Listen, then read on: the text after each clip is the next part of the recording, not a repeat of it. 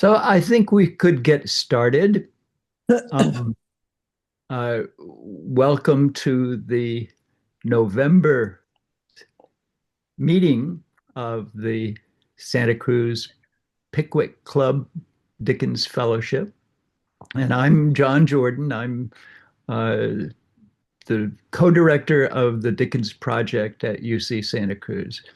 And I'm happy to see so many familiar faces and a few that I don't remember, but thank you all for coming to talk about Bleak House, my favorite novel, my personal favorite among all of Dickens's novels. I don't have announcements to make other than to remind you that we will not meet in December. December is occupied by other events around the end of the month.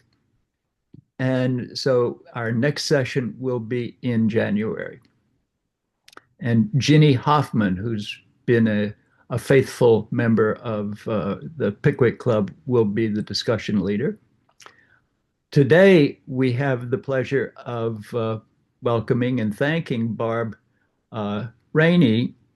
Barbara is an instructor of English at Cabrillo College in the Santa Cruz area. And she has been a leader, a discussion leader of the Pickwick Club in other years. So I will now turn things over to Barb. All right. Um, One thing before we start, I want you to remember, last time Glenna had us talking about homes, and we had a lot of material, and there's a lot of material about homes in this section too. And so if we get to it, we need to come back to that. And also along that same line, remember that the houses of Chancery were sometimes called houses. And that may be a connection that we can make. But if you'll pull up the first slide, no, not that one. Next one. Although we don't want to forget this picture. That's kind of what we're going to talk about first. Oh, yeah, that's my bona fides. Oh, and next one. So, deportment, all important thing. As I was reading this part about the um, dancing class, several things came to mind, but one thing popped into my brain was a documentary that was done in 1966 called 16 in Webster Groves. Does anybody else remember it? No. Oh, well, all right. Um, the idea of it was to prove that Webster Groves is a suburb of St. Louis, and the idea of it was to prove that young people had been greatly affected by the Vietnam War and the beginning of protests and so on and so forth, and that this whole idea of total interest in commercialism was dying and so on. And of course, what they found out was absolutely the opposite, that these people were even more interested in having things and buying things than the generation before. But during that documentary, one of the things that came up was that all these upper middle class young people went to this one dancing class, ballroom dancing class. And so, what I want to know is first of all, what is Dickens talking about deportment? And where are we with deportment now? It used to be on your report card, deportment, but I don't know where we are. Well, what is Dickens telling us about deportment? we've got characters. Certainly, Mr. Turvey Drop is seems to, according to his critics, seems to do nothing, right? But look good. He looks good.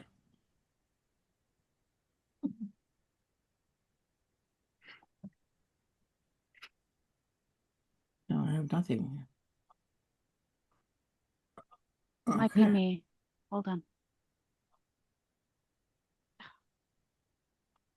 I've lost my mouse. Excuse me. You need a cat? I think I do. Oop. Okay. Okay, Glenna. Um, yeah, deportment, I think, in this case, is very much associated with class. These are people who are hoping to be upwardly mobile in some fashion. And the fact that the senior Mr. Turvey Drop has beautiful deportment is both funny. I mean, he's a figure of fun for Dickens, but he also represents what they're all trying, why their parents want to send them to this class so that they can present themselves in a way that would make it possible, conceivably, for them to rise in society, or so it seems to me.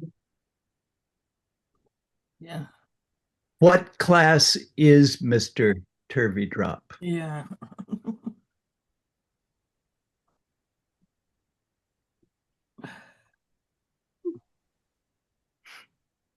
Anybody? Well, he's not upper class, that's for sure. He's I would say lower class, aspiring to be at least on the fringes of the middle class. Well, and he name drops. He mentions who it is that he knows and who has noticed him, and so on and so forth. But they noticed him after he after he created himself. So I don't remember there was in history of any noble class that he was. It started with his wife, for him, and enabled him to focus on the way he moves. Sarah, your audio is breaking up, and so we get some of the phrases you say, but not the whole thing. I don't know what the I can just, I don't know, I can just turn this off. Hear me better now? Yes, we can hear better now. So from what I remember, there wasn't any mention of his history, like any noble ancestry to him. Like it was his wife who did all the work and enabled him to focus on the way he looks. That's correct. And he's, he is mirroring the posture, the deportment of a person of a higher class, which is not dead, is it? I mean, that's a way of appearing to be in a different class. But my question is, why is dancing a ticket to social mobility? Ballroom dancing, I mean. Janet?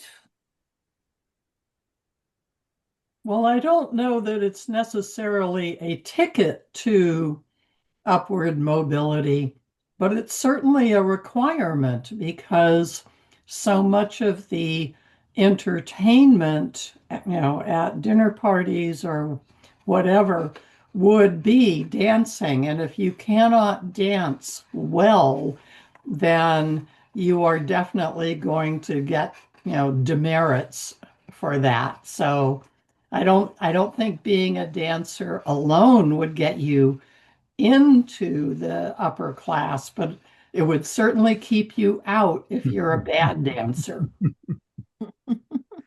Yes, that's a good observation. Yes. Patricia? Yeah, sorry, pardon me, I'm adopting my grandson's phrase of yeah, which I really should say yes. I would absolutely agree. You must be able to waltz, and you must be able to do some of the ballroom dances in order to even make your way into the, dare I say it, upper middle class. So it's a crucial element. And there we are. Yes, but what is Dickens trying to say about this step toward, Cassie feels that she needs to improve herself, and therefore, to improve herself, she has to learn how to do ballroom dancing. Wayne? Hi. Am I mic'd? Yes. Yep. Okay, great. I'm thinking that Turvey Drop dates back really to the 18th century as a dancing master. And there's actually a comment in Henry Fielding that one needs a dancing master to set the body in motion. So dancing lessons also just taught you how to move gracefully. And this would be an advantage in every connection that you had. Yes, but there's no connection though. I think that Turvey Drop must be based on Beau Brummel. I'm surprised there wasn't a footnote in our book about Beau Brummel, who was a dandy in the early Victorian period, if I'm not mistaken. Thanks. Ginny? Yeah, I think Dickens is telling us, just like the philanthropists we're dealing with in this, that these people are like all show and no substance. Like the father is Turvey Drop is all about deportment and looking great, but he's a terrible person and he exploits his son and doesn't do anything for him. Just like the philanthropists we have, Mrs. Pardiggle, and Jellyby, they're all about raising money for other people while their families are a mess. So I think it's another way of Dickens pointing out to people that, being all show and having beautiful deportment doesn't mean a whole lot if you're not really taking care of your family or being a responsible adult, which he's not. Yeah, and let's also think about, who do we have in the upper class that is also all show, that might be kind of a mirror of all this. Yeah, Mary? Well, one more comment to follow up what Ginny said. Because Turvey Drop is, I think, depicted as a character, a ridiculous character, a character of ridicule, I think it indicates how Dickens maybe felt about the so-called importance of knowing how to dance well. Yes, I do too. Janet? Yeah, I thought it was made explicit in the book that that Mr. Turvey Drop's model is the Prince Regent, not Beau Brummel, but the heir apparent to the throne, who was a figure of a great deal of social satire for his excessive eating, drinking, and womanizing. But he was also the model of fashion because he was the prince. So, of course, you wanted to look like him, dress like him, act like him. Yes, I've heard that too. Yes, that is correct. And the fact that he names his son Prince Yeah. is an indication Yeah. of his attempt to turn his son into a model, not only of the Prince Regent, but of himself. And the criticism that is leveled here is both of that middle class, slavish admiration for the aristocracy and of the Prince Regent as the model of deportment, and also of bad parenting, because parenting, both fathers and mothers, are objects of critique in this novel. And we have to remember that this chapter is narrated by Esther. We talk about Dickens, but it's Esther who is doing the narration here. And we might want to think about what it means for Esther to depict Turveydrop. What a curious name, by the way, Yes. in the way she does. Yes. Yes. And we still click on a picture of the royals and what they're wearing, right? Yes. I mean, we're not done with that sort of adulation of whatever they are wearing or doing. Sarah? So yeah, I just wanted to talk about what John just said about Esther's reaction, because she meets him and she gets her impression. And then she sits with the audience when the dance starts, and I think one of the mothers sits there and starts gossiping about him and telling her that he's just a show and he used his wife and now he's using his son. And then Esther reflects on it, and she said, she reflects about her thinking about him. And she said, how would it have been if she heard the gossip first and then met him? Or if she met him and never heard the gossip? And her conclusion is the same. She would have come to the same conclusion. So she wasn't impressed with his nobility at all. Yeah, and you've pointed out something important here. This is a very good bit of writing here by, amazing. Yeah, because we've got sit down with this woman who just starts laying it out about Turveydrop and what a fraud he actually is. And would we have found that out some other way or deduced that some other way? Would Esther have, I don't know, but it's a good bit of writing there. Yeah, Peter? Oh, can you hear me? Oh, Hmm? hold on. Can you hear me? Yes. Okay. In case we missed the issue with Skimpole, as Skimpole is a complete parasite, Turveydrop is like another one of those cases of people who do absolutely nothing for a living, but depend on everybody else to support them. And that he makes his son a slave basically. I don't know.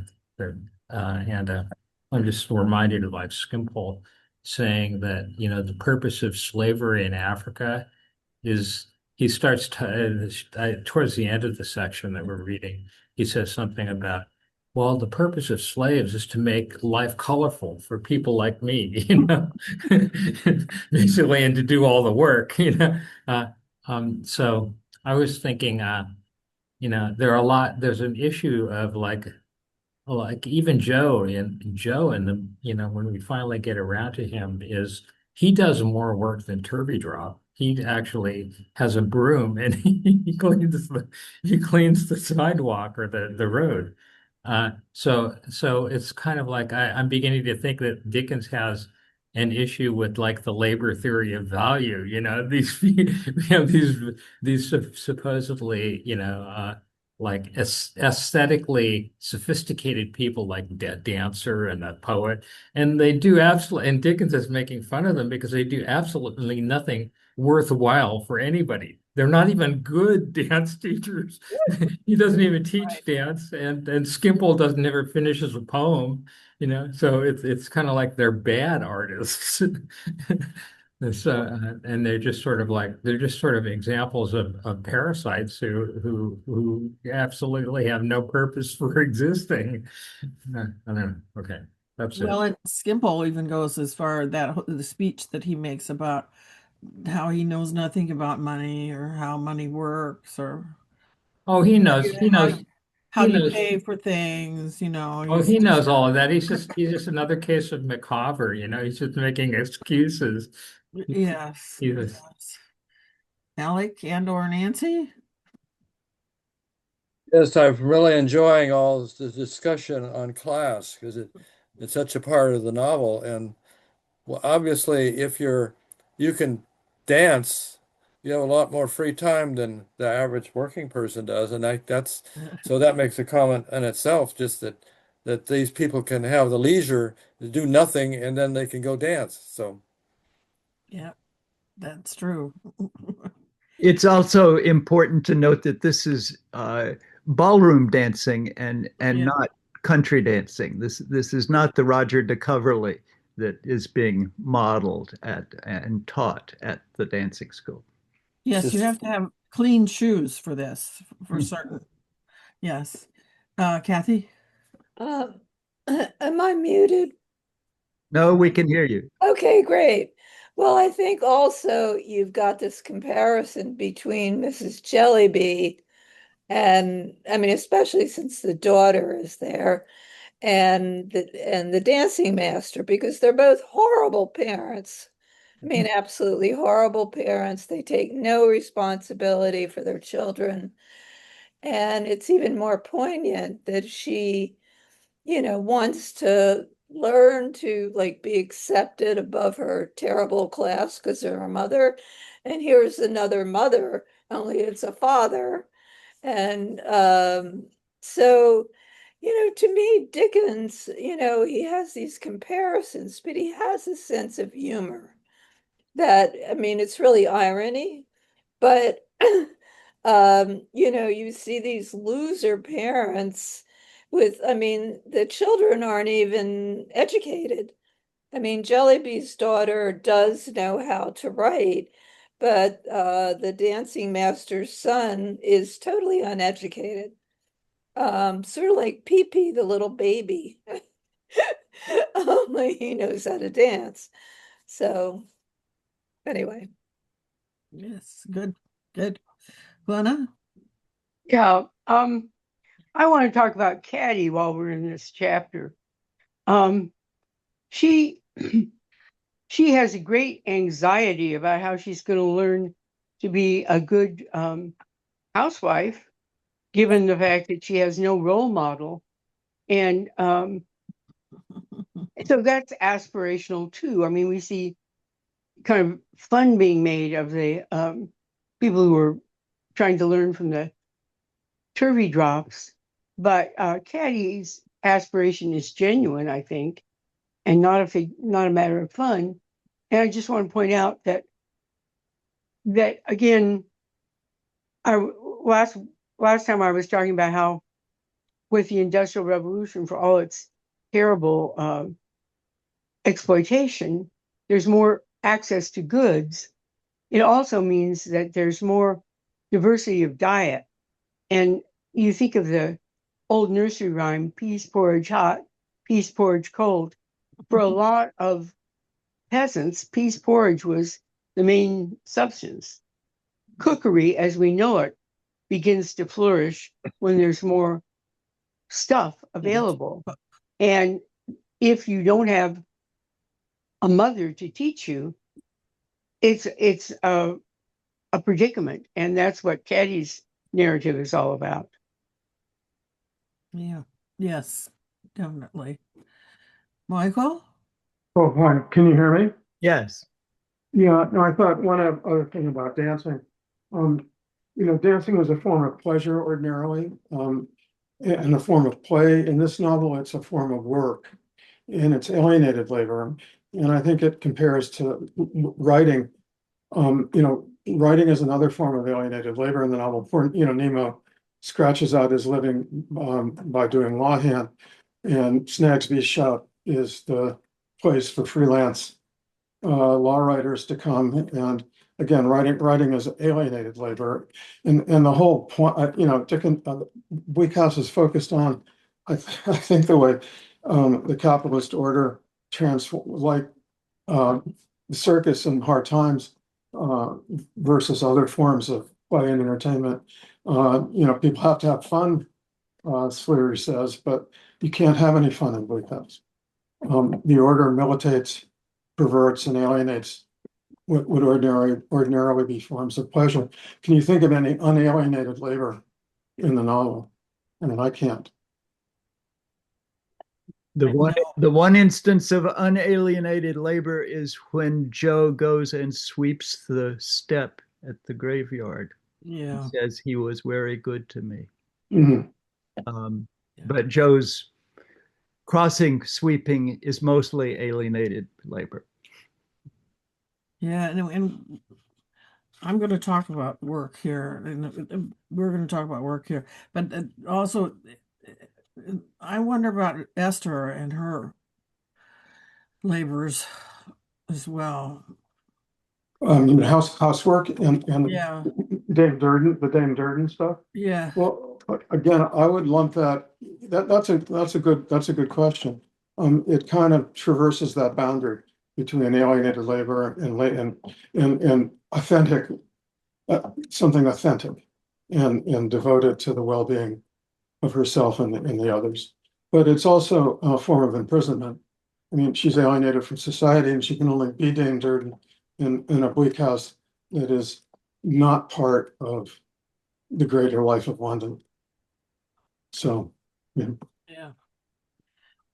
And I have to say, I think Mary was the one that said that she got tired of Dickens and his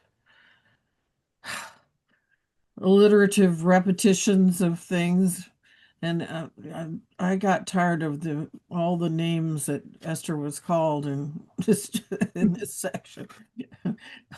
Seemed excessive.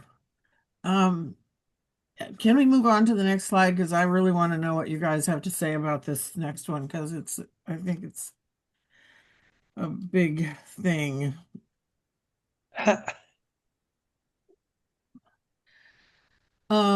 This brings up Richard, and this quote. Would somebody read it, please?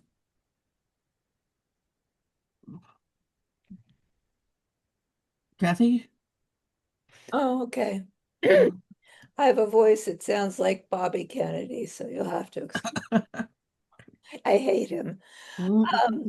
Richard very often came to see us while we remained in London, though he soon failed at his letter writing.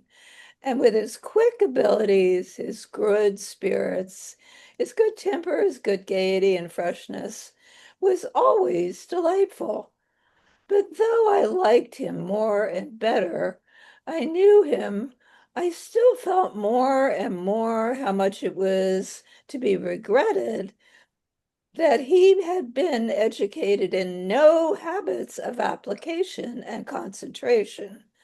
The system, which had addressed him in exactly the same manner as it had addressed the hundreds of other boys, all varying in character, capacity, had been able to dash through their tasks, always with fair credit and often with distinction, but in a fitful, dazzling way that had confirmed his reliance on those qualities in himself which had been most desirable to direct and train.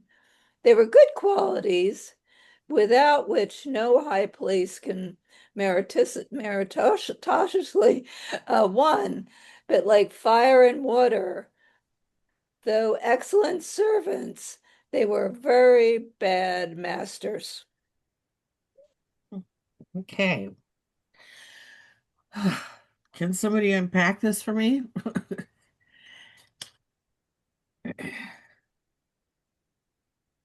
What has the system done?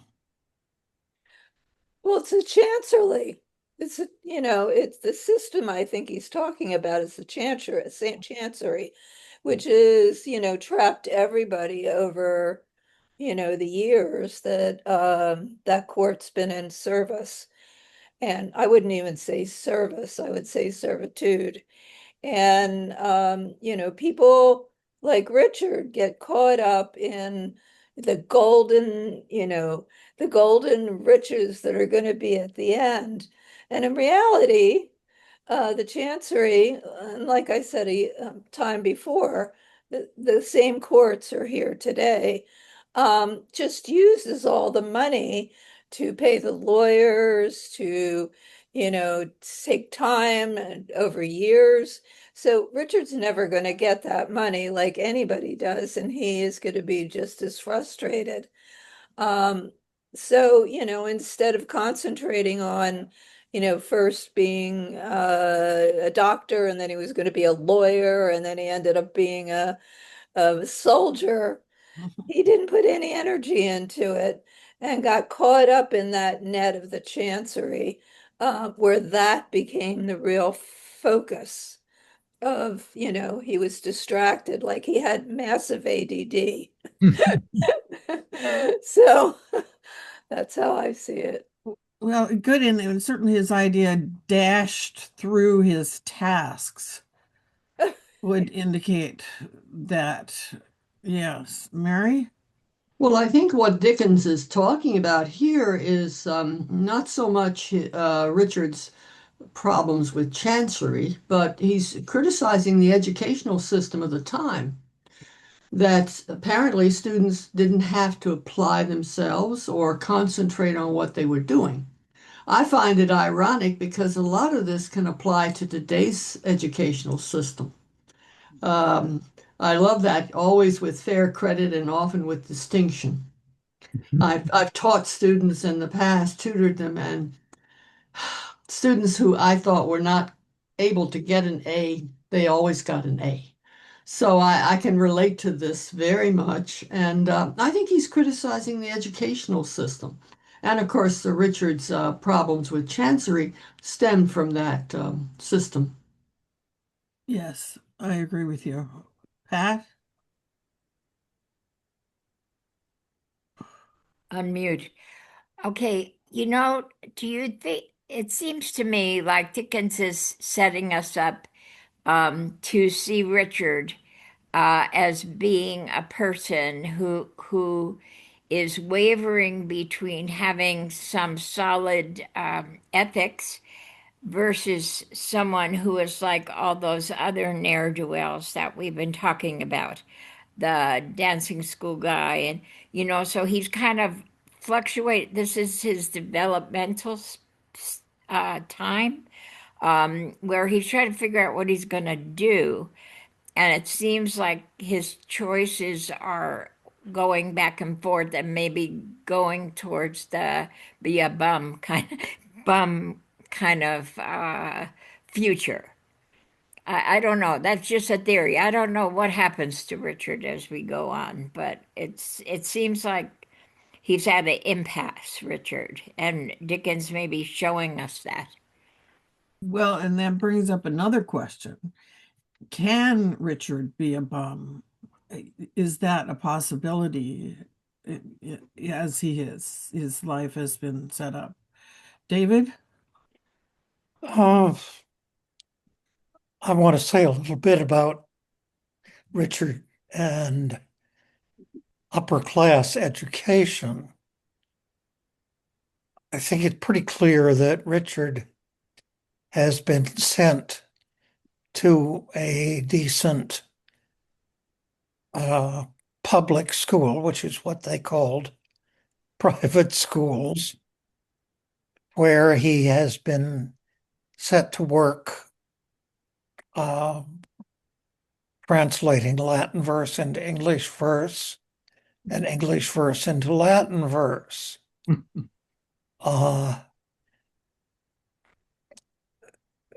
Some of the boys got someone else to do the work for them.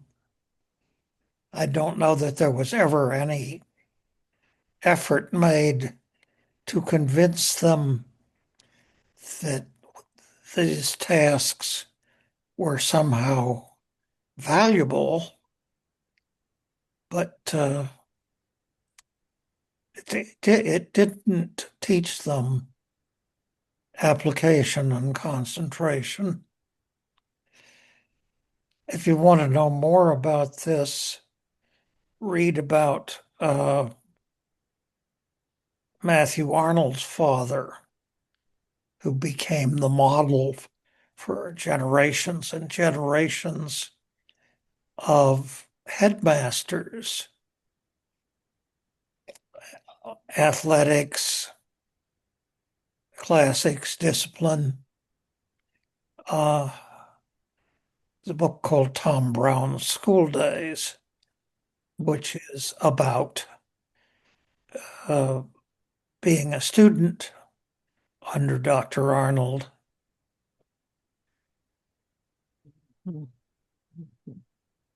I'll stop there. Well, you're taking us back to what we were talking about before about work that has no purpose. You're now talking about education that promotes the idea of work that has no purpose. John? Work is an important word in the theology of Victorian England, and many writers talked about work. Carlyle in particular, and Dickens is closely influenced by Carlyle's attitudes. But the thing I would emphasize here is that this is Esther speaking. Mm-hmm. And in this passage and in the section about Turveydrop, we are seeing a side of Esther that we didn't see in the earlier chapters. That is, Esther is a more astute critic of persons and of systems than she appeared to be early in the novel. Esther has a critical view of the world. And I'm talking about the young Esther now, not the older Esther who narrates the novel. And Esther's view here is a middle-class view about the value of work. And Richard wants to achieve high place merit without merit, to paraphrase the final sentence of this passage. And sometimes Esther is reluctant to be critical. The Esther of the early parts of the novel, who doesn't want to write about herself and says she's not very smart, but she has a noticing ability. This is the noticing quality of Esther that is getting stronger as she gains, or at least reveals, her intelligence and her understanding. And Esther likes Richard. She's fond of him, but she's also able to be critical of him.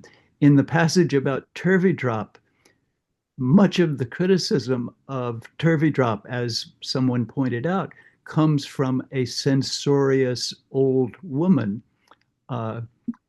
And Esther quotes the censorious old woman because that allows the criticism to be lodged in someone else rather than herself. But as you read further into that chapter, it's clear that Esther has a critical view of Turveydrop as well. So we're learning about Esther in the way that she writes. And yes, Dickens is critical here, but Esther, if we think of Esther as narrator character at the same time, Esther is becoming stronger. Yes. And if you think of right when we first are introduced to her, when she is talking about how she has been told what a horrible thing it was that she was actually born. And then we have her experience when she has the children that like her, and she seems to have an affinity and a rapport with these children. And now we have this. It is a development of her character that's and interestingly done. If we have time, I want to talk about how the point of view switches around in this section. Kathy? I just wanted to add that I think in part, Richard's problem is, the educational system he came from. But when you went into most jobs at that point, and that's really true in Germany right now, again, you were trained by being placed with the person. I mean, it's the old idea of guilds, only it's 1-to-1. And so, think of, Abraham Lincoln, even then, in more recent times, you didn't go to law school, you trained with a lawyer. So, I mean, what Richard's not doing, again, is paying any attention to that kind of training. And it probably comes from, in part, his schooling. And again, I think he's going for the golden pot at the end of the rainbow that's not there. But he assembles the books and the papers. He's got the outward accoutrement, right? He always starts out on, he just goes for it in the beginning and then it's gone. Yes. Michael? Well, going back to the notion of work and how important it was for mid-century intellectuals to talk about it, I think David would know this. I think it was Wellington who famously said that Waterloo was won on the playing fields of Eton. And the aristocratic virtues of the warrior nobility, that's what the public schools taught, and which was the acme of the notion of both a gentleman and an honorable person in the early part of the century. But taking a step backward, I mean, you could say the Crimean War was lost on the playing fields of Eton. The kind of the catastrophe of the failed leadership of the British Army in Crimea, because and I think Dickens has got a very acute sense of the transition of England into a nation of shopkeepers, in where the values of middle class work, of honest, productive labor, were beginning to displace the old aristocratic values, is on display here. That's wonderful. And with Crimea, when you've got two generals that won't even speak to each other, there's something seriously amiss about training. Sarah? So from the paragraph here, we learn that Richard, with his qualities, did pretty well at school. And that's because they didn't identify the different students and treated everybody the same. So he did pretty well in school, but it says that he used the very qualities in himself which had to be changed, which had to be fixed, which is very interesting. So he had qualities enough to succeed in school and be a good student and get good grades, but she says those qualities were the qualities that had to change. And maybe, I'm not sure if I understand correctly, and maybe that's why she says they can be excellent servers, but not masters. They are not good to come up with new ideas and direct other people. They can do just what they know how to do best. And just, I wondered about, if we look at this paragraph, and the remedy is, oh, maybe you don't like the medicine field enough, find another medicine, is not appropriate to the problem described here. Because if he doesn't, so it puzzled me, yeah. Yes. It's like that very old joke, what do you call a doctor in training who makes C's all through medical school? You call him doctor. And yes. John? Yeah, one other thing about Richard that I'd like people to think about is that Richard is in the position of being the potential hero of this novel. That is, two of the main plots of the Victorian novel are the Bildungsroman, the novel of education, and the marriage plot. And Richard, and his name is significant too, because Richard is a loaded name in Victorian fiction, because its more common version is Dick, and Dick Whittington is the model of many self-made men heroes in Victorian fiction. You could say David Copperfield is an example of that, although that's a complicated example. And Richard is also involved in the main marriage plot that we have in this novel thus far, his relationship with Ada. But Richard is not a good hero. He's in the hero slot, if you will, in the novel. But one of the things that this novel is doing is refusing to give us either of the conventional versions, at least this far, of the hero whose education is making him qualified to be a good, morally appropriate person, or the marriage plot. And he's disappointing in both respects. So Bleak House is a critique of the novel, is a critique of two of the main plot structures of Victorian novels. And a lot of other things. Well, let's go to the next slide and talk more about work, because Michael's brought up a lot about that, and we've got lots of people who are learning how to work in this section in one way or another, and I thought maybe we could go through how these different people learn how to work. John, did you have something to say? Nope. Oh, okay. Go ahead.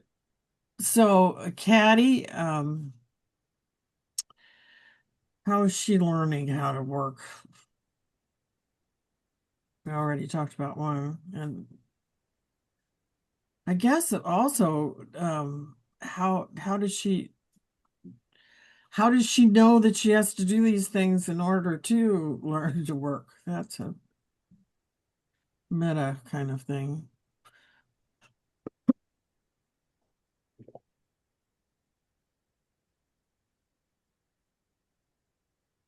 Glenna? Well, when she meets Esther and Ada, she becomes aware of another level of even self-care. And she is an imaginative young woman. She begins to grasp that there's better ways of conducting oneself than she observes under the roof of her mother. And let me just say that in American, there's a whole genre of domestic fiction in this country. And invariably, it's a young woman who's an orphan. And the whole narrative tension is around who's going to teach her the domestic arts. So this was an issue much brooded about. Mm-hmm, mm-hmm. Yes, and all the magazines that came about as a result of that question. Kathy? Well, she's a very hard worker. I mean, she's actually, her boss, which is her terrible mother, sort of delegates most of the work of her, charity to the daughter. So that, what she's learned is about work is terrible bosses, people, and actually beyond a parent, someone that just overloads you where you're burnt out. And she has to, learn that work is not that, I mean, in Victorian era, it was all awful, but some of it wasn't. But to be able to work and find, something really good in work rather than, hate your boss, hate what you're doing, be overwhelmed, be overworked. And so she's in a transition at work. But she also realizes that she has to learn how to cook a few things. Well, And nobody taught her anything. yeah, nobody taught her anything, but she's very smart. I mean, really, when you get down to it, she may not have ever gone to school, but I mean, she's learned to read and write and essentially do the management of a program, that's a ridiculous program, but she's the one that's doing it. Her mother is, just going to meetings. So you have to give her a lot of credit. yes. Yes. Peter? I was thinking that what she has to learn is work that's actually useful for other people. There's work, and then there's work. There's the work she does is just a way of sort of like, you know, making money almost purposely. One doesn't really know what the purpose of the money is. She just has to write letters in order to, like, beg for money. And Dickens used to complain of, like, people like who used to write him begging for money. Well, wait a minute, what are you going to do? So Caddy has to learn to be more like Esther. Esther is, you know, her work is associated with, the domestic realm, and she's taking care of kids, and Caddy's a good person. She wants to make sure that Peepee's taken care of, but Esther seems to be the one who teaches her how to take care of Peepee. She's not learning anything about how to care for other people, and that kind of work that actually benefits other people seems to be something that's like missing in a lot of the other characters. Anyway, I'm just Good. Well, shall we talk about Charlie? How does she learn to do the work that she does?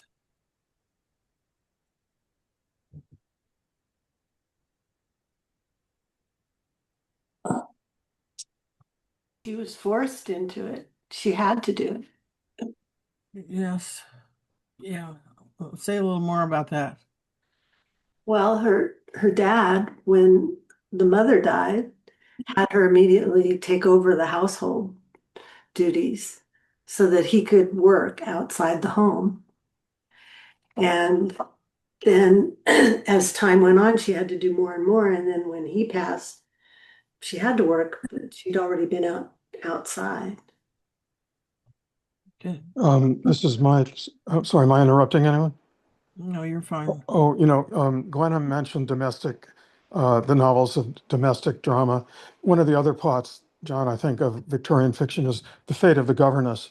A career path for the poor daughters of middle-class families or lower-class families are a route to respectability and to a decent living with service in in an aristocratic household. And Charlie is learning at the foot of Lady Dedlock. She's learning a lot of bad things, but it's a career. Think of Jane Eyre, and what happens to a governess, and then later Victorian fiction like George Eliot, becoming a governess is a fall from the middle class. But in Dickens's time, this early, it's a way to enter into at least a decent living, however constrained it might be. And so I think that's Charlie's a really interesting transitional figure in that sense. Yeah, good. Yes. Kathy? Well, I think there's two narrators in the book. One is, Esther, and the other is, there's no person in the narration. In the background, it's really Dickens. So in this narration, Charlie really is representing child labor for Dickens. I mean, she's a great example of, she can't even reach the pan to wash the dishes. She has to have a stool because she's so little. She's a child. And so I think her representation, and I mean, look at what happened to Dickens. He had to go to the boot factory or the this polish factory, whatever it was. He was, it was something he really hated, child labor in his own life. So I think that's a representation there. Okay. So are we putting both these people sort of in the apprentice type situation? Does that qualify or not? I think so. Learning from someone else. They're both looking for they're looking for an apprenticeship basically, and they're finding it in Esther, or not with Charlie, but she's just doing whatever she can to work, to make the money, to bring it home. Yeah. Well, what about Joe? How does he learn to work?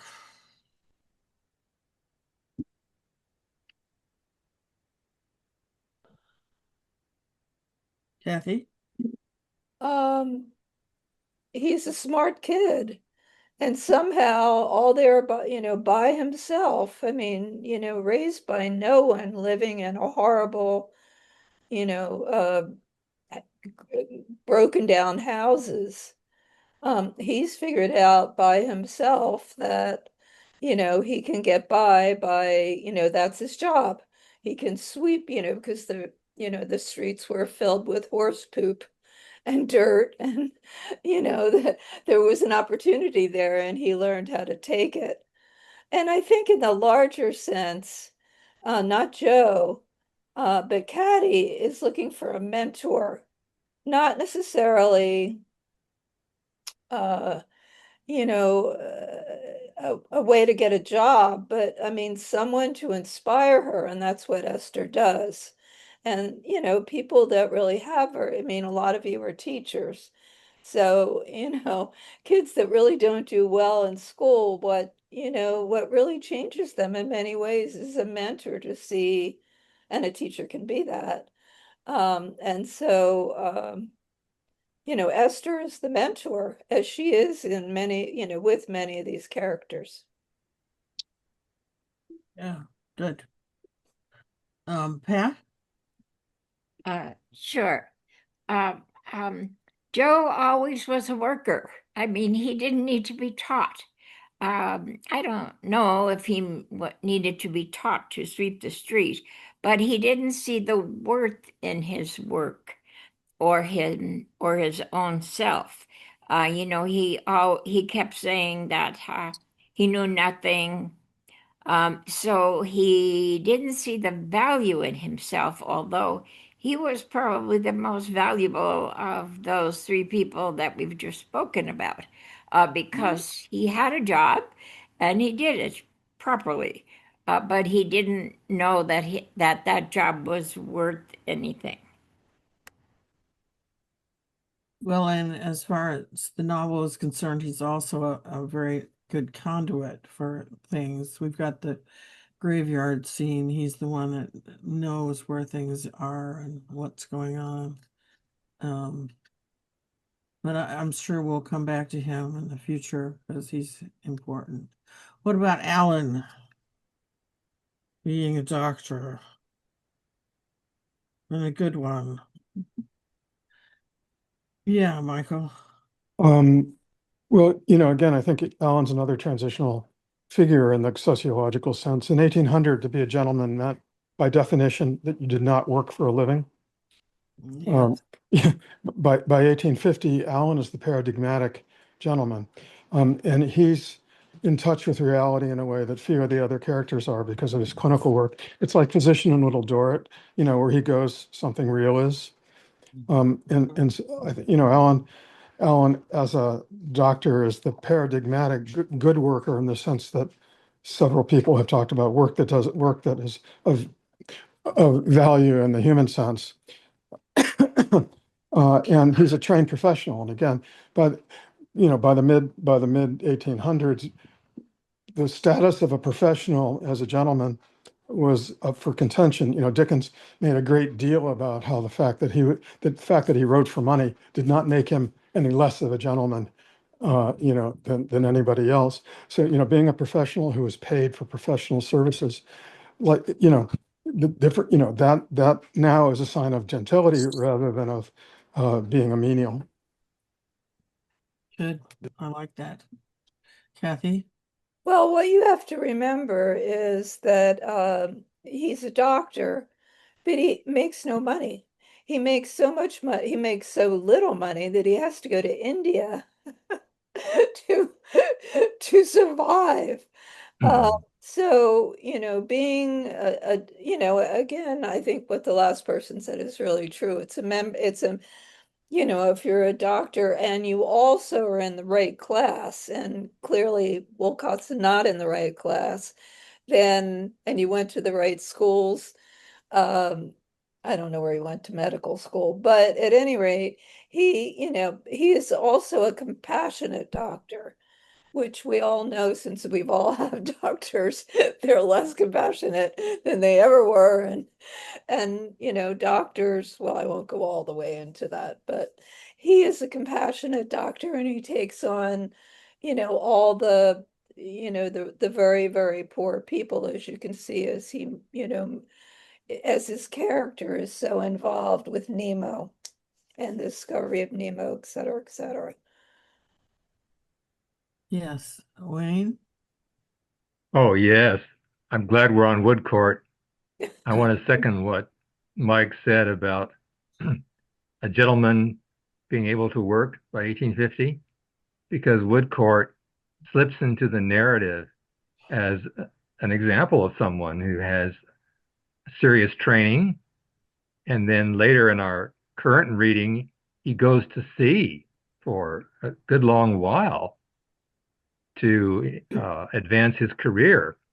Although Esther says that he knows some very high-placed physicians, Woodcourt takes this step really as a equivalent of residency, I suppose.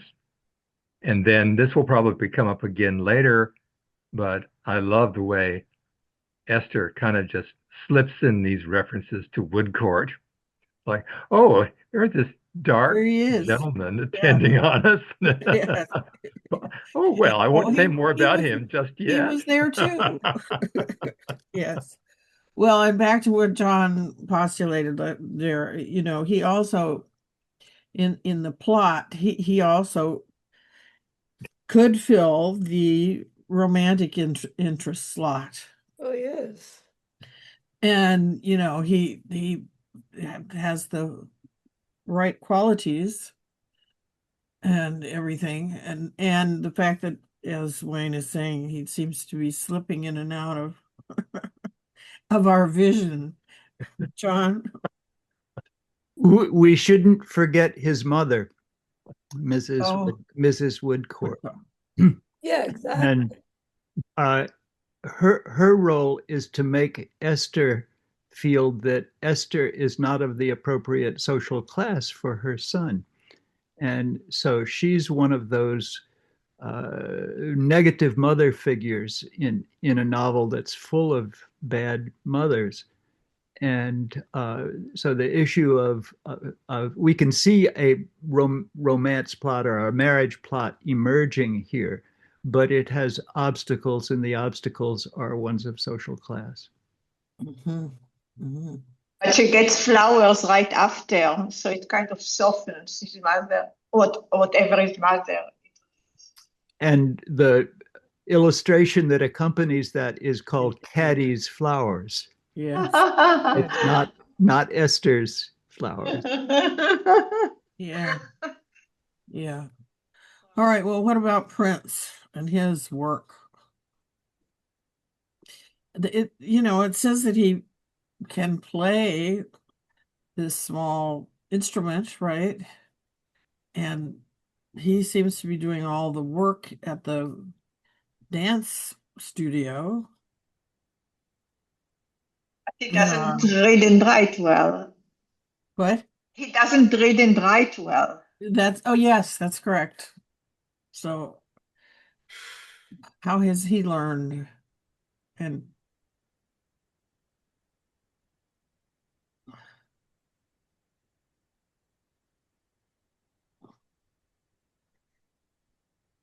His mom. Glenna? Sorry, my daughter called and I had to hang up. Yeah, I wanted to say, just in passing, I guess, I went to the National Museum of Music, I think it's called, in South Dakota, and they had a whole wall of these tiny little violins that were used by dancing masters. I think they were called pochettes because they were, you could put them in your pocket. And so the dancing master could wander around among the pupils and pull this instrument out of his pocket and, fiddle away on it so that he could, immediately give the measure to his students. Yeah, that's interesting. Kathy? Well, I think that in many ways, Caddy is an influence on his insight eventually. I mean, it doesn't seem to get it like, Dad, you can move in with us, yada, yada, yada, the terrible dad. But I think, just meeting Caddy, who so has a similar horrible parent, will be an influence on him to essentially take credit. I mean, really, he's doing it all, but he has no credit. The father gets the credit and does nothing. And by the influence of Esther on Caddy, then because Esther has this ESP ability. She's very sagacious and she can see in between the lines to see, that the dancing master, the fake dancing master is just a big fake. And so I think both of those, both Esther and Caddy will have an influence on him to, take responsibility for the great. I mean, he's teaching these kids, these young people to be of a new class or be, do the things their class, like ballroom dancing, but that represent their class. But do you remember, if you go back to the very first illustration that we saw, all the people that were in the dance group seemed to be female. Yeah. Well, I mean, I remember I was in Yeah. I was in a dance, in eighth grade, we all had to go to a dancing teacher. I'll never forget this. And the boys hated it. They were like eighth grade awkward boys. Da, da, da. The last thing they wanted to do was be there. So most of the kids that were really there were women. And I assume they're about that age, the people that are in there right now, young people that are aspiring to be adults. Well, and you forgot in eighth grade, boys are yucky. Oh, terrible. And you're taller than them. Yes, yes. So they don't want to be there either because of that. David? You're muted, David.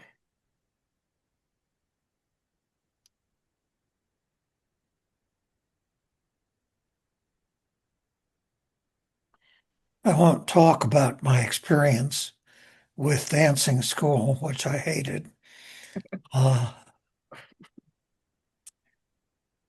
One of the possibilities with these kids who are learning to dance is that they're being trained to dance so they can make money. There were children in the theater who danced. This goes on into the 20th century. Things like the Christmas pantomime was, I don't know what class these kids are, but it is possible that they're learning to dance as a form of work.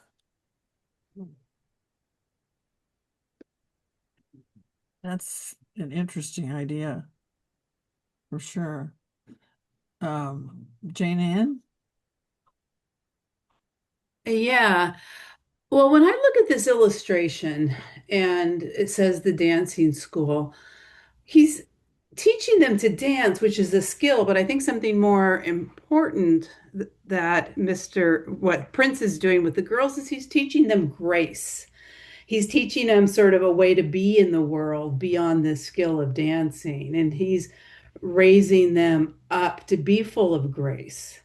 And that's not necessarily you would, I guess maids wouldn't be a grace, but like Esther is full of grace. And so I see this as something a little bit beyond teaching just the skill of how to do the waltz.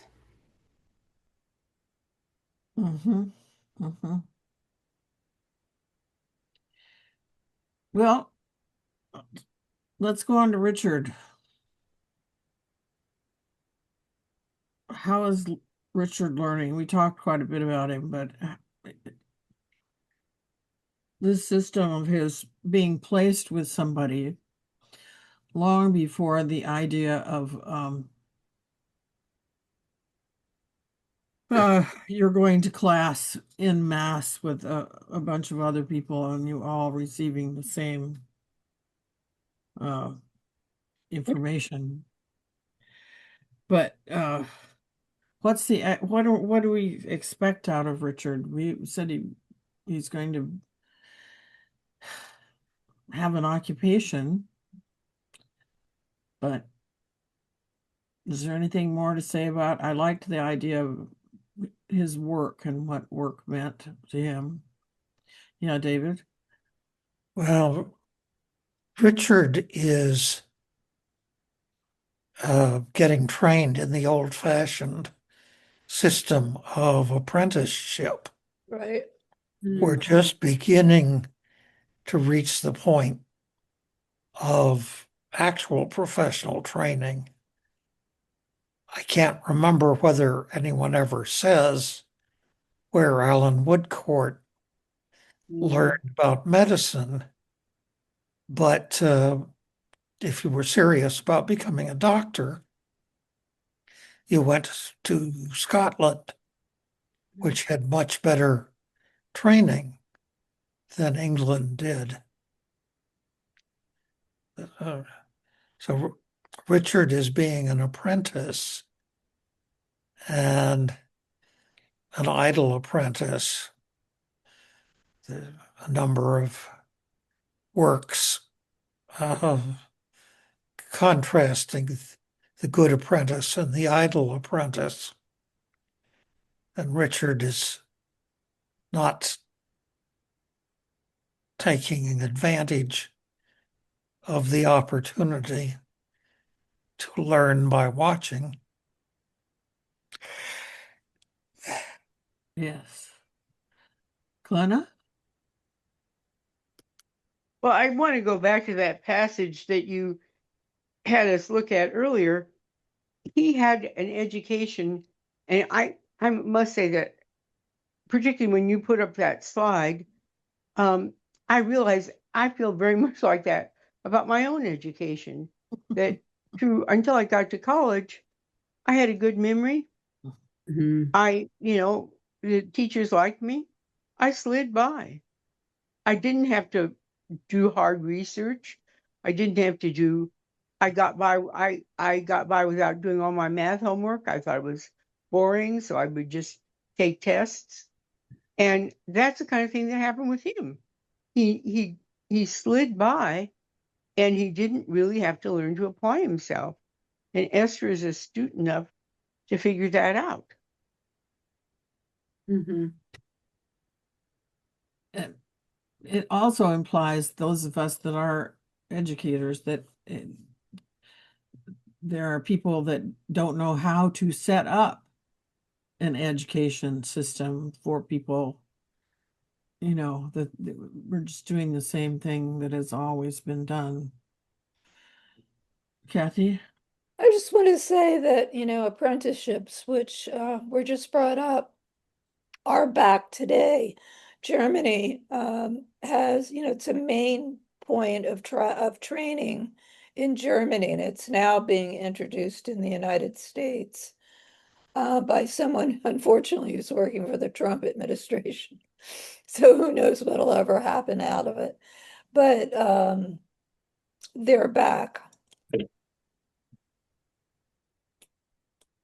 Yes. Carolyn?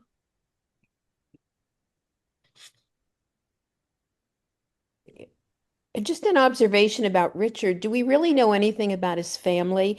He may have gone to a very fine public school, and that's wonderful. He got this great education, and he's trying to find his way, and nothing really excites him.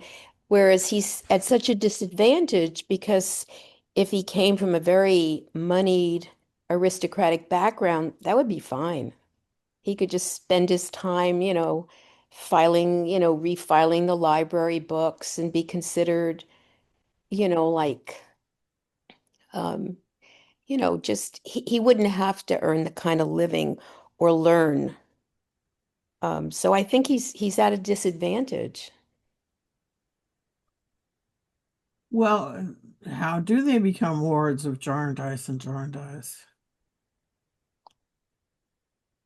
He finds them.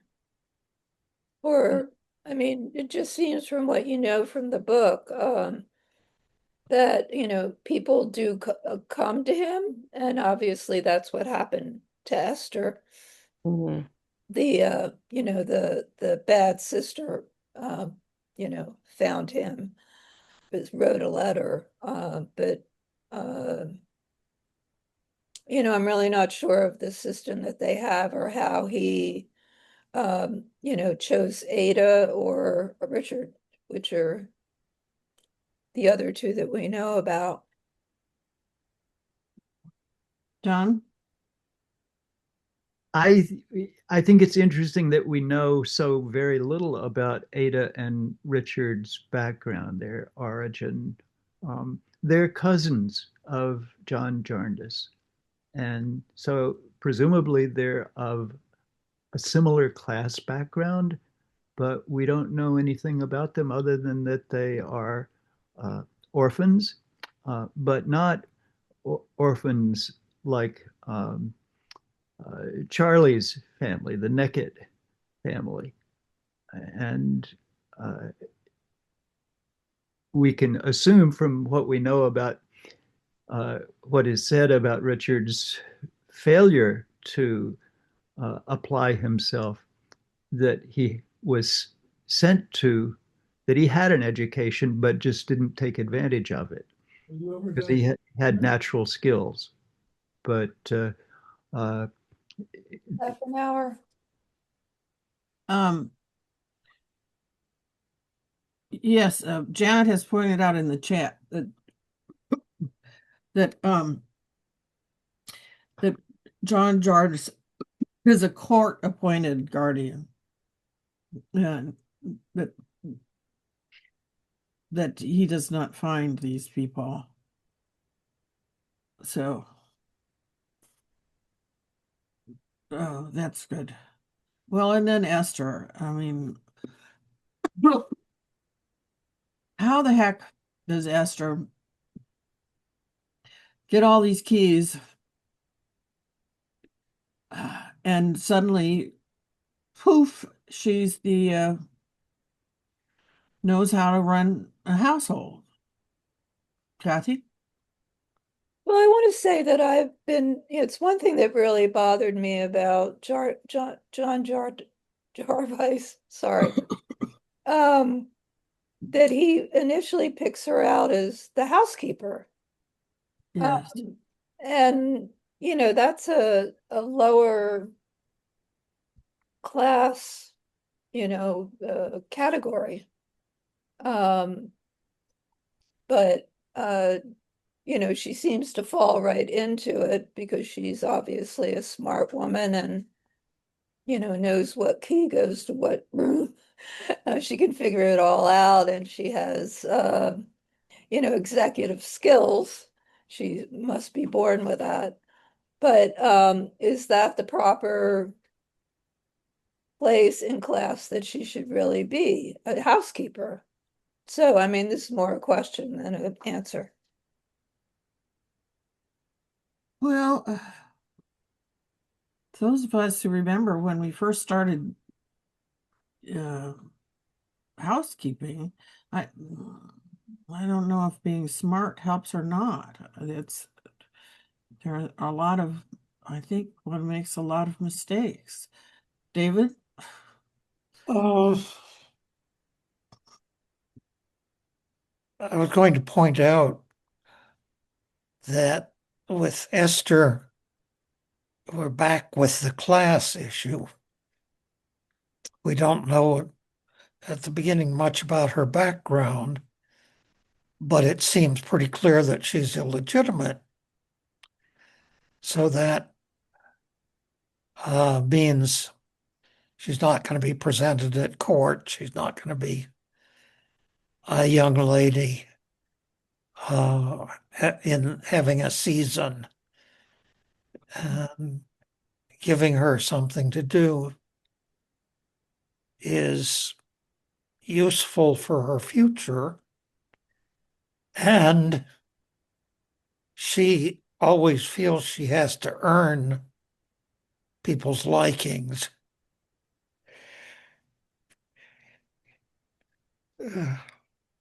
Yes, I still don't quite understand how she magically knows, though. Glenna? Well, I want to say several things. She's not a housekeeper. She's the mistress of the house. House, yes. That's a different thing. A very noble household would have had a professional housekeeper, but a household of this status, the mistress of the house would have typically been the woman who was married to the master of the house. But it was in those days with a staff of servants. And as I said last time, lots of things were kept under lock and key.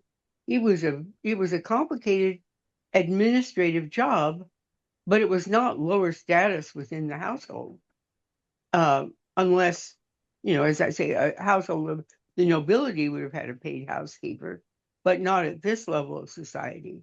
And I have to assume that she picked up a lot of these skills while she was several years at this school where she became a beloved figure in the school. She looked after the younger children. She was trusted, and she's smart. And this, being the mistress of the house, and this time was a skilled undertaking, but she could have apprenticed in the school. Yeah. But, well, okay, Jenny? Yeah, actually, Glenna sort of stole my thing there. I was going to say she's not a housekeeper in the sense she's cleaning the house. She has the keys. She's in charge of everything. And I do think at the school she was in, she was more or less learning some of those skills. I don't think it was something that she had, not had any experience with. She was learning those skills. And of course, she had the girl who took her around and just shows her where everything is. And I'm sure she learned in school about, bookkeeping and how to keep things in the house, because she's not somebody who's going to be, as we mentioned, presented to society. I mean, Jarndyce was nice enough to get her out of, first of all, where she was to begin with, and get her into school, get her an education so he could bring her out and have something for her to do. And it's important for her to have a job, just like we've been talking about all these other people. She knows that it's her obligation to have a job because she has now a lovely place to live and people feeding her and, making a nice home for her. So I think she's really in a great position in the house. It's almost as if she was his wife by having the keys. Yeah, okay, good. John? We need to remember two things. One is that Jarndyce is a bachelor. Um, and to say that Esther is more like a wife is, of course, uh, uh, there are some dimensions to that position, uh, Esther's position in Jarndyce's household, that are potentially compromising. Is one thing is it's important that Ada is there, because to have another female in the house makes it safer a little bit, or at least the appearance of safety. That uh, and we need to remember the first time that Jarndyce and Esther meet is that coach ride where he offers her a pie and she refuses it and he throws it out the window. Um,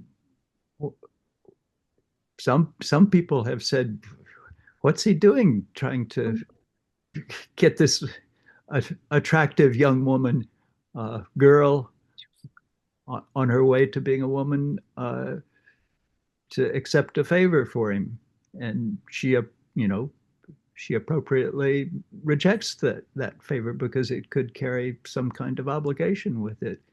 Uh, so their gender relations are uh, at stake in that part of the novel, and in Esther's role in the house. She is not a professional housekeeper. Uh, we have an example of that in Mrs. Rouncewell, Yeah. at Chesney Wold.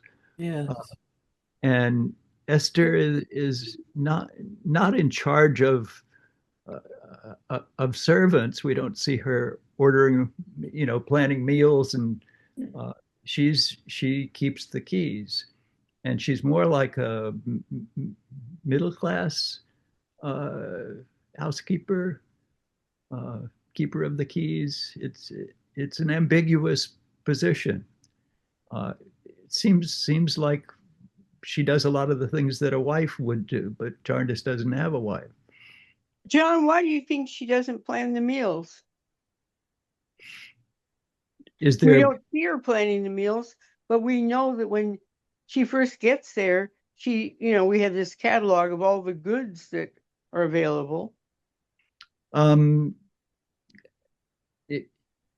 It's true. There's no mention of her planning meals. Maybe she does. Maybe she does. And we do have John Jarndyce seems to throw money around quite a bit. It's kind of interesting to speculate, what he, as far as class is concerned, exactly where he's at. Leslie? Listening to this conversation about John is really interesting, and Esther. The sense I get is that from the very early age, from when he first saw her, when she was what, 9 or something like that, or that when he first heard about her, that he's grooming her. He's taking her out of this household and putting her in a school where she's going to be further educated, groomed, polished, taught. And then he brings her to Bleak House, where she's now become the mistress of the mansion. And so I'm curious, I don't know, it's either he's grooming her to be a wife or he's grooming her to be a housekeeper, because being a bastard, she might never marry well or marry. Yes. I mean, that's just an open speculation. I don't know what. Oh, it's brilliant, though. It's another one of those mysteries of the story, right? Could go this way, could go that way, could be that, could be that.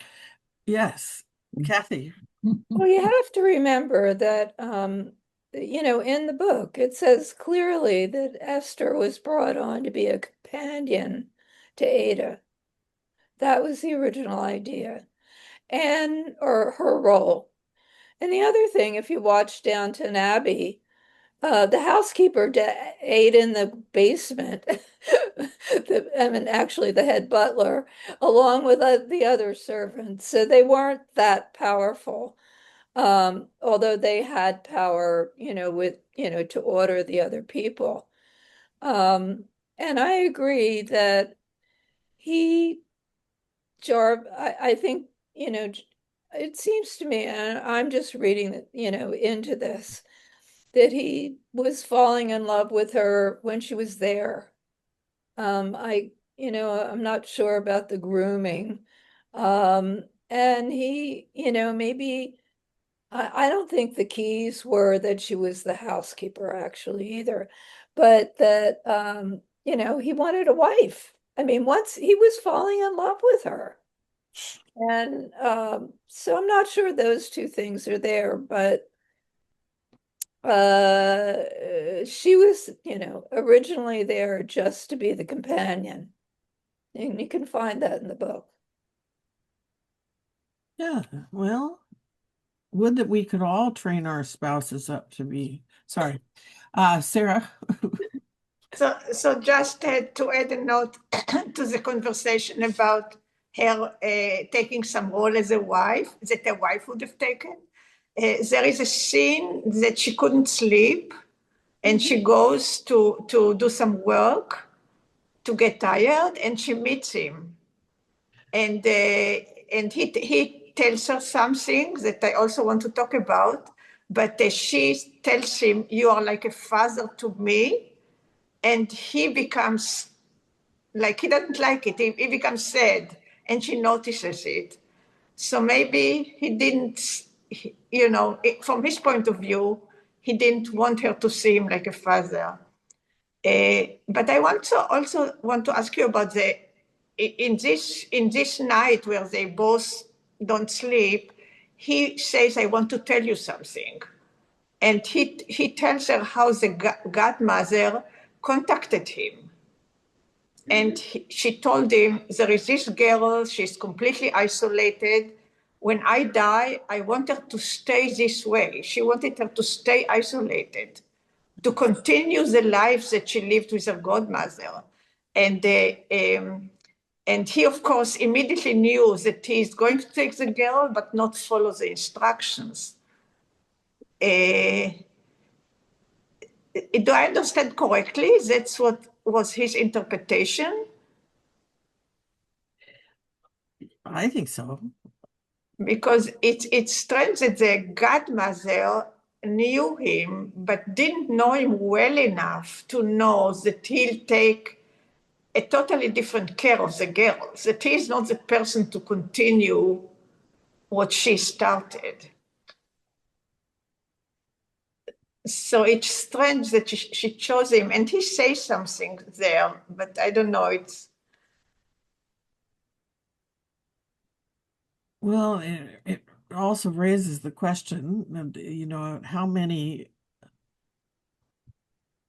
people would be available to take over this job, yeah, in this time period, yeah. Yeah. John? Sarah has reminded me of that scene in the growlery. We should probably at some point talk about what the growlery is for John Jarndyce. But Esther, it's where Jarndyce goes when he's in a bad mood.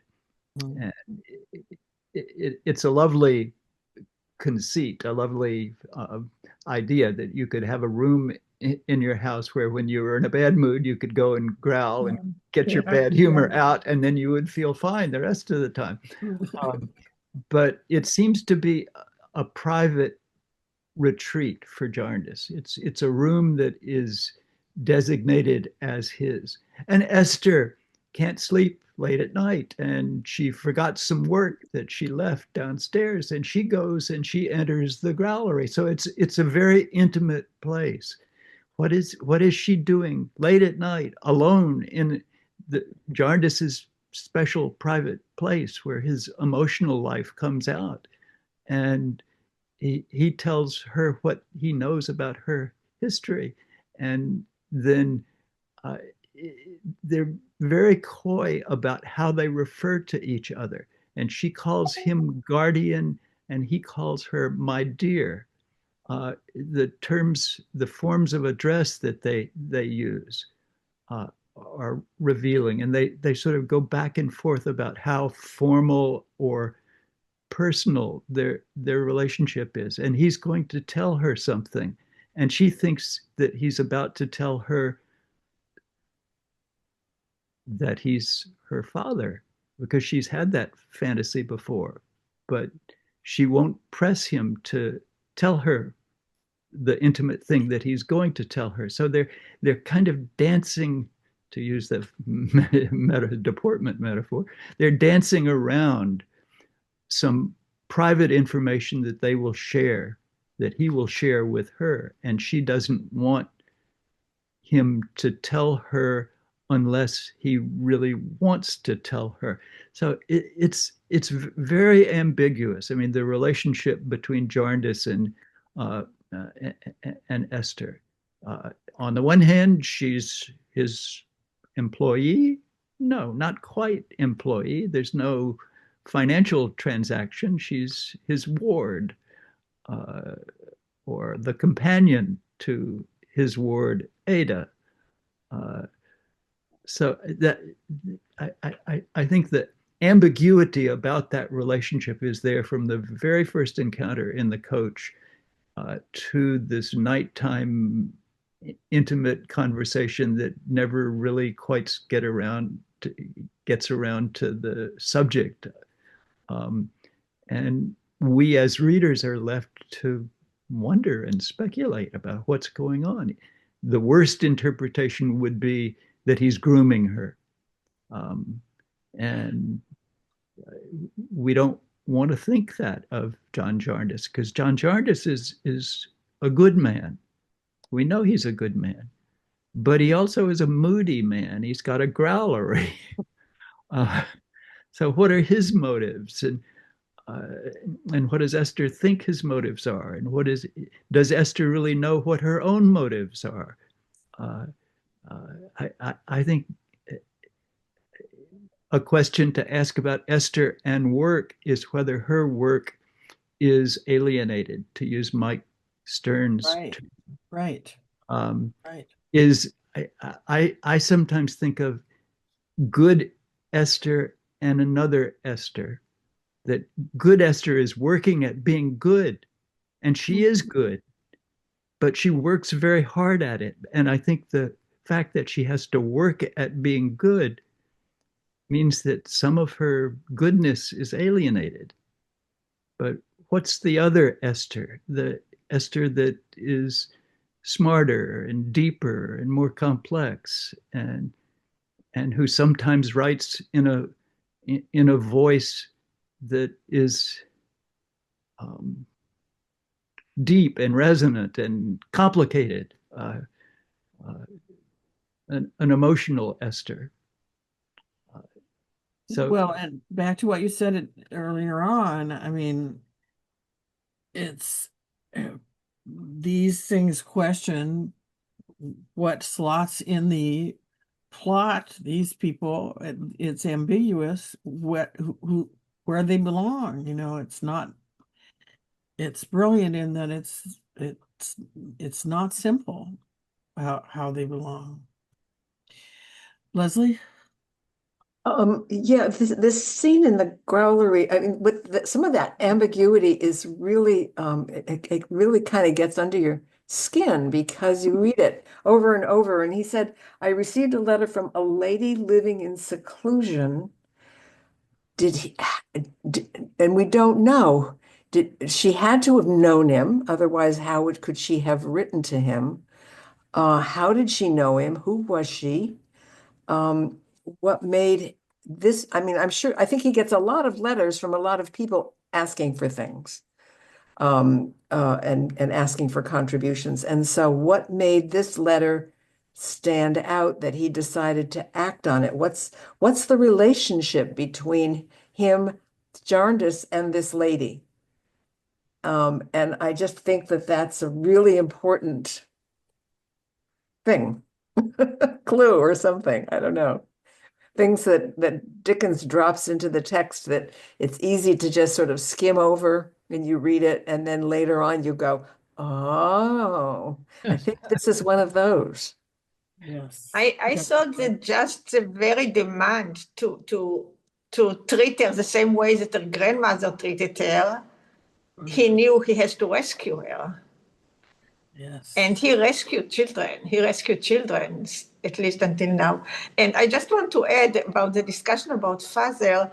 So he's a little bit like not comfortable when she said, "You are like a father to me." But then when they say good night, he says something, "Get my fatherly good night," or something like that. I don't have the book. My book is in Kindle. So he's kind of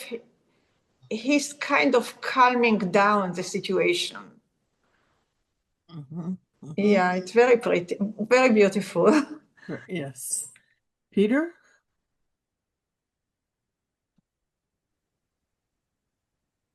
Yeah, it's John Jarndyce is like a really strange character, and I suppose I could give away the story, the plot later, but he has to he has to give up Esther. You know, he does want to marry her. He is interested in her, but he has to give her up. So he's kind of a complicated character. In this section of the novel, though, when I was reading about the growlery and his response to Skimpole, he seems a little bit too tolerant of Skimpole, and it's kind of like I'm wondering what's going on there.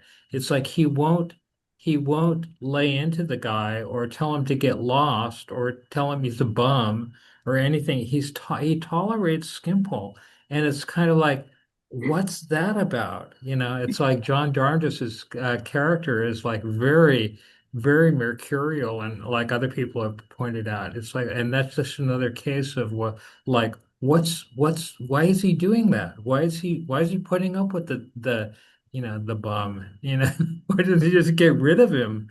You know what I mean? It's that there's a character. He's a very, very, very ambiguous, ambivalent, sort of like, and difficult to figure out character. Kathy? Well, he is, a sort of a he has two sides, and if you recall, Ada actually and Esther know when the east wind comes up, and the east wind is when Jarvis switches over. So he has mood swings to his being angry or frustrated. And uh, I think he has multi characters within himself. Like he puts up with a philanthropist. He goes along with, he refers to Miss Jellyby of all people. And he likes the philanthropist. And I think Dickens, um, you know, Dickens probably hated philanthropists, and I've not done enough research to figure out what they represented to Dickens. But Dickens is obviously really making fun of just the terrible part of philanthropy in that era. But the East Wind is another way of saying he has multi-personalities. Yes. I forgot that. That's good. David? On philanthropy, think of Collins as the Moonstone. Oh, yes. Yeah. You've got all these guys who are out as philanthropists getting money under the guise of religion. One of the problems that authors had was portraying a good character. And often the good characters are unsuspicious to the point of simple-mindedness. You think of Squire Allworthy and Tom Jones. It just doesn't occur to them that somebody is unworthy who is obviously a crook. And Jarndyce putting up with Harold Skimpole seems to be another example of this sort of simple-mindedness. Well, another problem with good characters is they're boring, right? You know, Galahad Galahad never makes mistakes, and he just is not an interesting character. And Jarndyce, obviously, we've got lots of mystery going on. Sarah?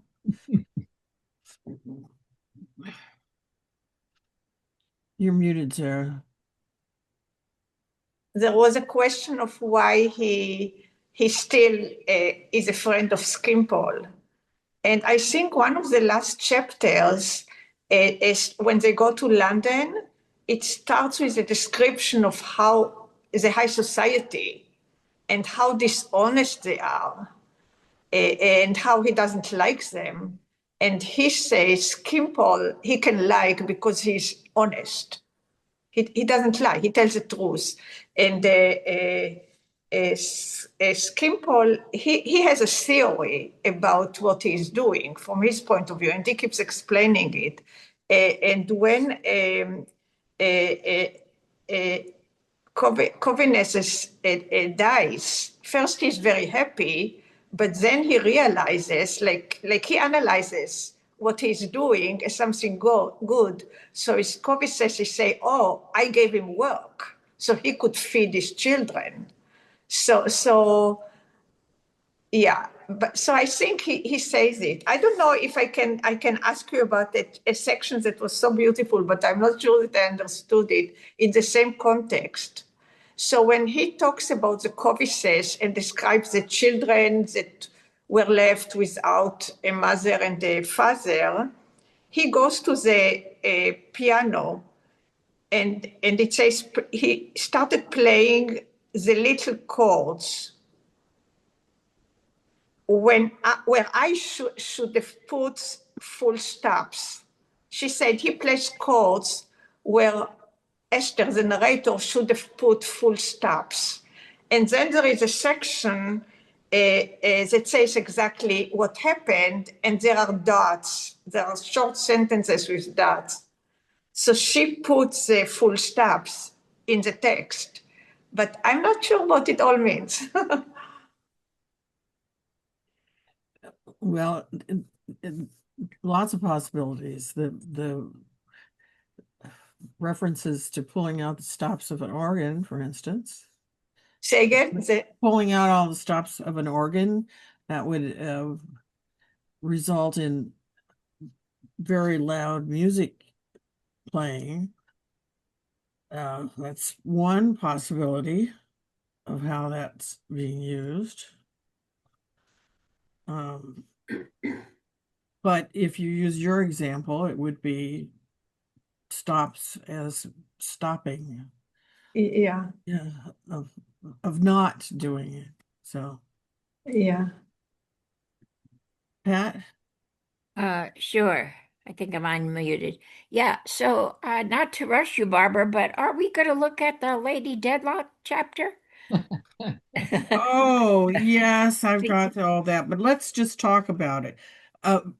Though, just before that, I want to do the next slide because I just want to mention this.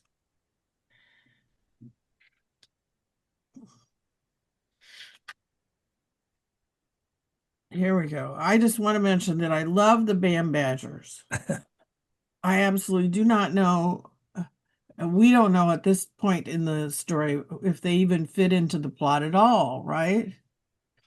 But the idea of a man who esteems his wife because she had two former husbands that were highly esteemed, I just love that. That's just absolutely wonderful. And it seems like I've never known anybody like that. Have you? I mean, so it seems to me like perhaps he did know a story like that. Anyway, let's talk about the I don't have any slides for that, but let's talk about the Lady Deadlock scene. Oh, there we go. Good.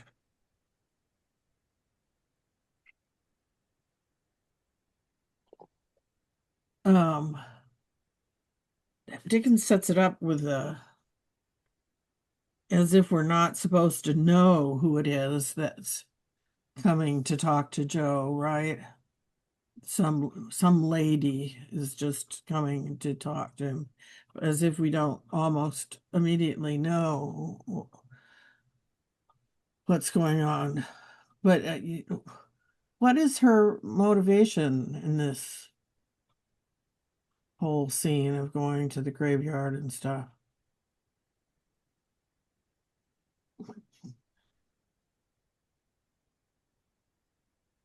She probably knows the person, Nemo, right? She has some history with Nemo.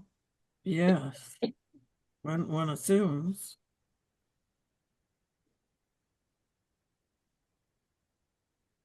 But even knowing the person, why choose this method to go to the graveyard and all this stuff? Yeah, Kathy? Kathy, no spoilers. No spoilers. No spoilers. That's what I was going to do. Yeah. Well, okay, so I won't say it, but she has a really major reason for doing this that cannot be revealed. But because of that reason, you don't know yet. But Nemo consumes a lot of her past. And because he consumes that past, and she wants to know all about his death. And it really, just I'll get away from trying to say what they don't want me to say. That I want to Turkey. I can never get this guy's name. I want to say Turkeydom, but Turking, what's his last? Well, Tulkinghorn. Oh yeah, well that guy, he's the real villain, and he suspects that something has gone awry with the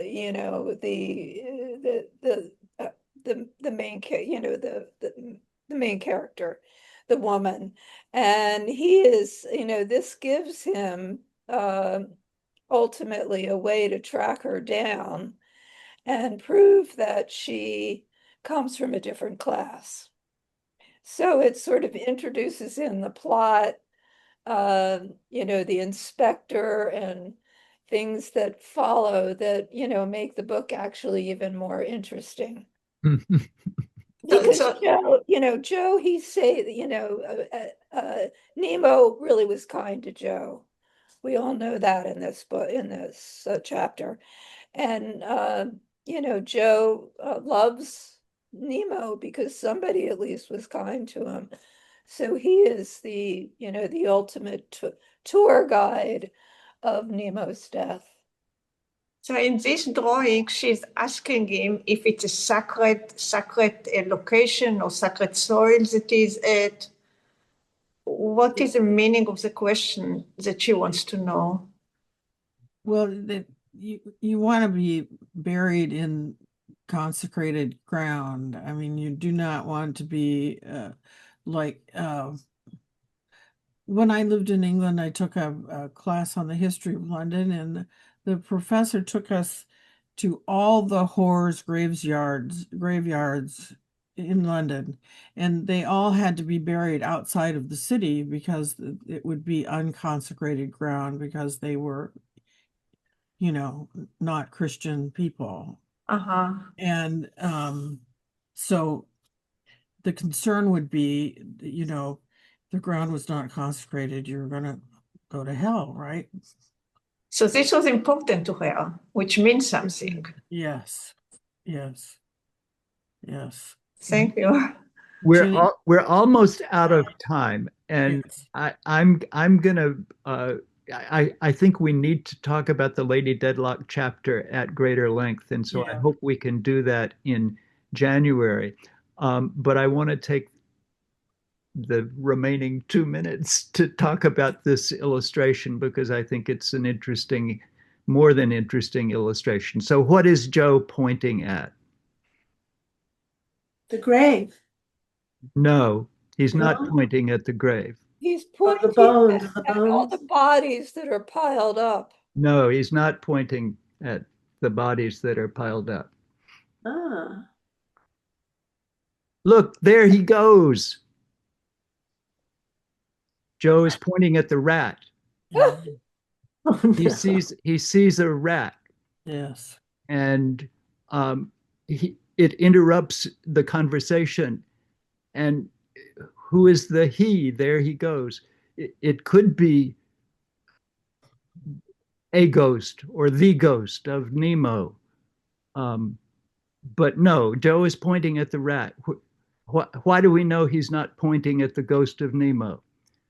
Because the text tells us that Nemo is buried in the ground very, very close to the surface near the kitchen.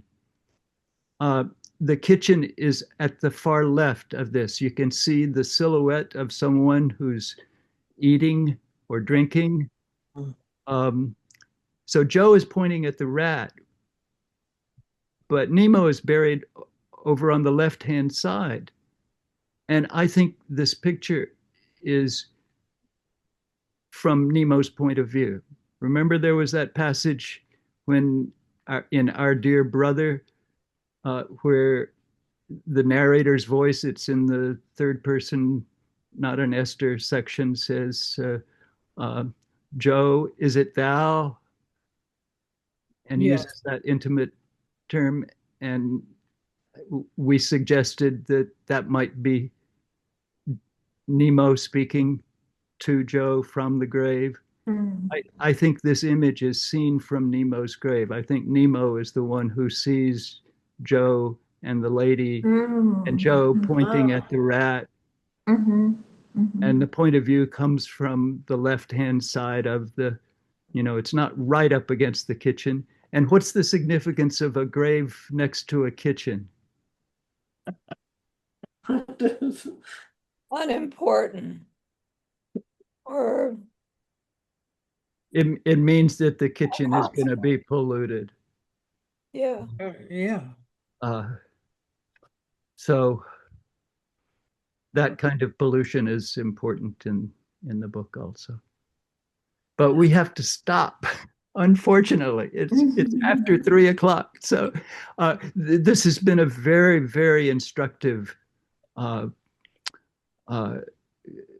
discussion, and we have more to say about the chapters in this. And so I'll ask Ginny if she would start by talking about the Lady Deadlock chapter. I'm going to give a talk. Absolutely, I will. I'm going to give a talk on December 7th about the old curiosity shop. And thank you, Courtney, for putting that slide up. And then put up the next slide with the dates for January 25th, yes. January 25th with Ginny Hoffman. And we'll talk about the Lady Deadlock chapter, which is too wonderful to skip. Yes. And we'll also read the other chapters. So this has been good. Thank you all very much. Have a good Thanksgiving. See you in the new year. Thank you. Thank you, everyone. Thank you. Bye. Thank you. Thank you, Barb. Thanks. Thanks, Barb. Thank you, everyone. Nice job, Barb.